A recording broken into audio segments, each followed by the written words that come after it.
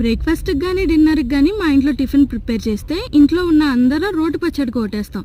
కానీ మా తమ్ముడు మాత్రం బయట హోటల్స్లో దొరికేలాంటి రెడ్ చట్నీనే కావాలంటాడు. సో వాడి కోసం ఎవ్రీ టైం పక్కగా ఈ రెడ్ చట్నీని చేస్తాము.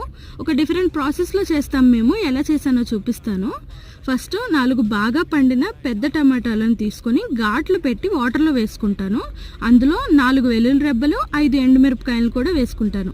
మీడియం ఫ్లేమ్ మీద 10 నిమిషాలు దాన్ని మరిగిస్తాను. అప్పుడు టమాటో మీద ఉన్న పీల్ అనేది ఊడిపోతుంది అనమాట.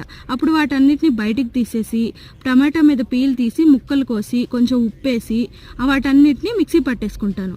తర్వాత వేరే ప్యాన్లో తాలింపు కోసం ఆయిల్, తాలింపు దినుసులు, 2 ఎండుమిర్చి, కరివేపాకు వేసుకొని గ్రైండ్ చేసిన మిశ్రమాన్ని అందులో వేసేసుకొని 3 to 4 minutes మగ్గనిస్తాను.